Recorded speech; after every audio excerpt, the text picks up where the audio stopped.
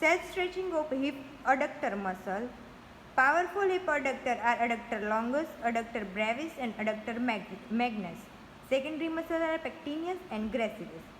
Patient position, supine lying with both hip flexed 90 degree, knees are extended, leg and buttocks are against the wall.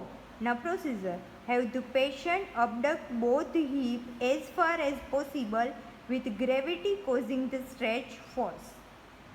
Stretching of piriformis muscle. Piriformis is the lateral rotator of hip. Patient position, long sitting with the leg of the hip to be stretched, flexed and crossed over the opposite leg. Now procedure, keep the foot planted and adduct and internally rotate the hip by moving the knee medially. Stretching of hip abduction and external rotator. Gluteus medius and gluteus minimus are a powerful abductor of hip. Patient position, sitting with sole of feet together and hands on the inner surface of the knee. Now procedure, have the patient push the knee down towards the floor with the sustained stretch. Patient position, supine hook lying with the ankle of extremity to be stretched, placed on the opposite thigh. Faber or figure of 4 position. Procedure, have the patient push the knee down with the one hand while stabilizing the ankle on the thigh with the other hand. For increased stretch in hook lying position, bring the flexed knee towards the chest while lumbar spine maintaining in extension and pelvis in midline. Patient position in sitting, ankle of the extremity to be stretched, placed on the opposite thigh. Procedure, have the patient push the knee down with the one hand while stabilizing the ankle on the thigh with the other hand. For increased stretch in sitting position, patient bend forward at the hip. Patient position, standing in fencer's lunge-like position but with the hind leg externally rotated. Procedure, have the patient shift the weight onto the front leg until a stretch sensation is felt along the medial thigh in the hind leg. Stretching of hamstring. Straight leg rising test. Patient position, supine lying with a towel under the thigh.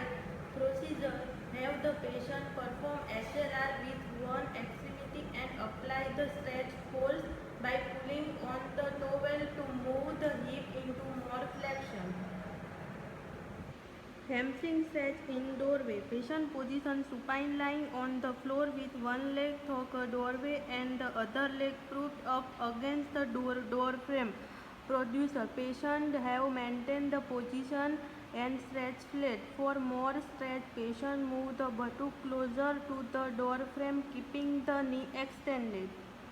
Hamstring stretch on table. Patient position, sitting with the leg to be stretched, extend at the edge of a treatment table with the leg to be stretched on the table and the opposite foot on the floor.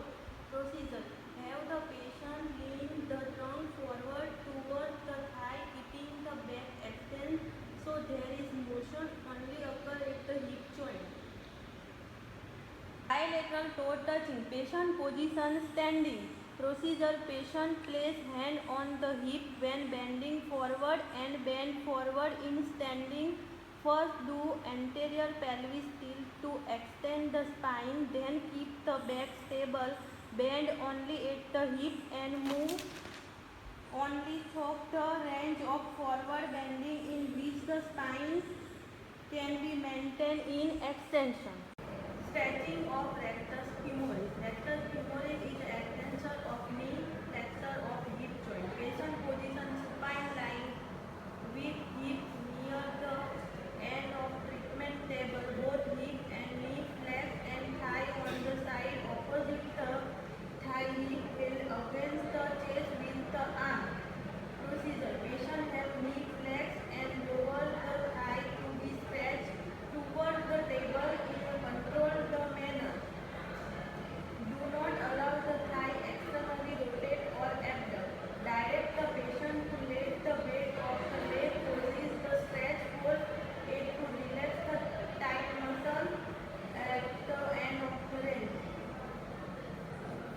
Stretching of rectus femoris. Patient position prone line with the knee flexed on the side to be stretched. Procedure: have the patient grasp the ankle on that side and flex the knee. Stretching of rectus femoris. Patient position standing with the hip extended at knee flex and grasping the ankle. Procedure: patient have maintained a posterior pelvis and not let the back arch or side bend during stretch. Stretching of gastrocnemius. Patient position long sitting with knee extended. Have the patient strongly dorsiflex the feet, attempting to keep the toe relaxed. Of gastrocnemius.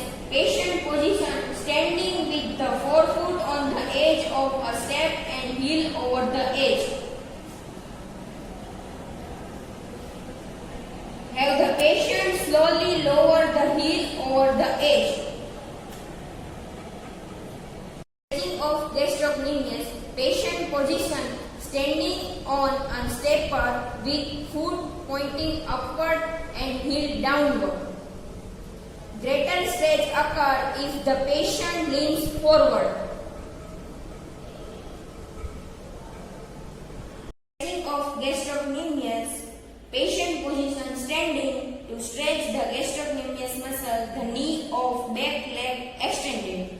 Have the patient stride forward with one foot keeping the heel of the back foot flat on the floor. If necessary, have the patient brace her hand against a wall. To provide stability to the foot, the patient partially rotated the back leg inward so the foot assumes a supinated position and locks the joint. The patient then shifts body weight forward onto the front foot. Stretching of soleus. Patient position long sitting with knee partially flexed with a towel under the forefoot. Have the patient pull with equal force on both ends of towel to move the foot into dorsiflexion. Stretching of soleus. Patient position sitting with the foot flat on the floor. Have the patient slide the foot backward, keeping the heel on the floor. Stretching of soleus. Patient position standing to stretch the soleus muscle, the knee of the back leg is flexed. Have the patient stride forward with one foot, keeping the heel of the back foot flat on the floor. If necessary, have the patient brace her hand against a wall. To provide stability to the foot, the patient partially rotates the back leg inward so the foot assumes a supinated position and locks the joint. The patient then shifts body weight forward onto the front foot. Iliotibial band stretch. Patient's position supine with two pillows under the hips and back to position the hips in extension.